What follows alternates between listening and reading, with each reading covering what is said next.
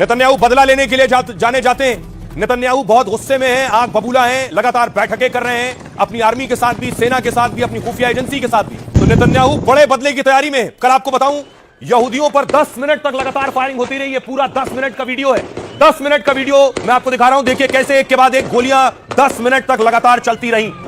इतनी गोली चलने के बाद देखिए नेतन्याहू ने तस्वीरें देखी। अब इसका बदला लेने वाले वो किस तरह से उन्होंने हमास के आतंकी हमले का बदला लिया। लाशों के ढेर लगे थे। 10 मिनट गोलियों की ताबड़तोड़ बौछार के बाद सिडनी में लाशों के ढेर लगाने वाला एक तो जहन्नुम जा चुका है, अब दूसरे की बारी है। इजराइल से लेकर ऑस्ट्रेलिया तक यहूदियों को टारगेट करने वाली मानसिकता पर नेतन्याहू बड़ी चोट करने वाले हैं। इस हमले के पीछे हमास, पाकिस्तान या किसी भी आतंकी गुट का हाथ है तो नेतन्याहू उसका समूल नाश कर देंगे। नेतन्याहू के दिलो दिमाग में यहूदी विरोधियों के खिलाफ भड़कती आग का आपने अब तक बस ट्रेलर देखा है। सोचिए अब ऑस्ट्रेलिया में यहूदियों का नरसंहार हुआ तो नेतन्याहू क्या करेंगे।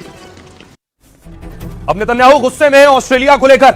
उनका कहना है ऑस्ट्रेलिया में कैसे गाजा के समर्थन में प्रदर्शन हो रहा था और उन्होंने मना किया था ऑस्ट्रेलिया के प्रधानमंत्री को कि तुम्हारे यहां कैसे गाजा के समर्थन में, फिलिस्तीन के समर्थन में लोग प्रदर्शन कर रहे हैं। कल यही लोग, इसी में से लोग उठकर कोई यहूदियों को टारगेट करेगा, कोई बेगुनाहों को टारगेट करेगा। नेतन्याहू इसको लेकर गुस्से में है। ये तस्वीरें मैं आपको दिखा रहा हूं। सिडनी में फिलिस्तीन समर्थन में प्रोटेस्ट और प्रदर्शन हो रहा था। नेतन्याहू ने उस वक्त आगाह किया था कि तुम्हारे देश में भी इस तरह की चीजें सर उठाएंगी।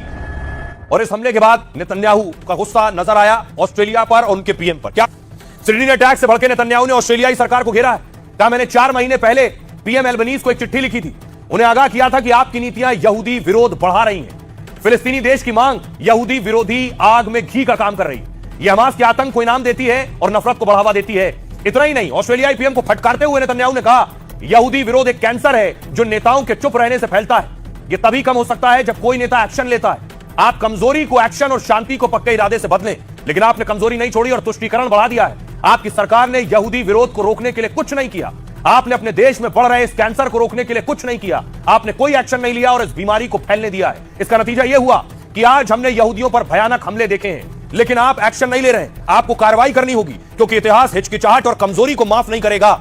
यह नेतन्याहू का कहना है। अब सबकी नजरें इस तरफ है कि नेतन्याहू और मोसाद क्या कुछ बड़ा करने वाले, क्योंकि एक भी यहूदी मारा जाता है तो नेतन्याहू चुन चुनकर बदला लेते हैं। और नेतन्याहू ने इससे पहले भी ये दिखाया है करके। नेतन्याहू मीटिंग भी ले रहे हैं, कई बैठकें ले चुके हैं और वहां से वो ऑस्ट्रेलिया के पीएम पर भी बरस चुके हैं। अब तैयारी है बदले की। अब तलाश हो रही है जो हमलावर थे उनको लेकर, उनका कनेक्शन किससे था। तस्वीर अगली दिखाऊं मैं आपको। यह है वो हमलावर, इसका नाम है नवीद अकरम। नवीद अकरम देखिए बेखौफ होकर बेधड़ल्ले से गोली चला रहा है। गोली चलाने वाला नवीद अकेले नहीं था। नवीद अकरम और उसका पिता साजिद अकरम दोनों गोली चला रहे थे यहूदियों पर। ये दोनों सिडनी में थे। ये पिता पुत्र की तस्वीरें आप देख रहे हैं। दोनों फायरिंग कर रहे थे बीच पे। बेटा अभी जिंदा है, यानी नवीद अकरम अभी जिंदा है। मोसाद और नेतन्याहू को जानकारी है। सवाल यह है कि इस हमले के पीछे और कौन है। नेतन्याहू उन सबको चुनकर खत्म करेंगे। देखिए जरा क्या हो रहा था सिडनी में। सिडनी बीच की तस्वीर है। यहूदी अपना फेस्टिवल मना रहे थे। नवीद अकरम और साजिद अकरम बंदूक लेकर आए। एक हमलावर 50 साल का पिता था जो मारा जा चुका है, जबकि दूसरा हमलावर 24 साल का बेटा है जो गिरफ्त में। फायरिंग और पिटाई से उसकी हालत गंभीर है लेकिन स्थिर है। पिता का नाम साजिद अकरम है और बेटा नवीद अकरम। अमेरिकी मीडिया का दावा यह है कि हमलावर पाकिस्तानी है। रिपोर्ट में दावा यह है कि यह पाकिस्तान के लाहौर के रहने वाले हैं। 24 साल के हमलावर बेटे ने लाहौर से ही पढ़ाई की थी, लेकिन फिर परिवार के साथ यह ऑस्ट्रेलिया शिफ्ट हो गए। आतंकी पिता सिडनी में फल बेचने का काम करता था। पुलिस के मुताबिक हमलावर पिता के पास 6 लाइसेंसी हथियार हैं। हो सकता है उन्होंने में से किसी बंदूक का हमले में इस्तेमाल किया हो। जो बंदूकें उनके पास हैं उसका इस्तेमाल किया गया हो। रिपोर्ट के मुताबिक आतंकियों के घर से 2 बंदूकें बरामद की गई हैं। पुलिस ने हमलावरों के घर पर छापा मारकर छानबीन की थी। साथ ही आतंकियों के परिवार वालों को भी पुलिस ने पकड़ लिया। पुलिस ने कहा हमले में 10 से 87 साल के लोग मारे गए हैं।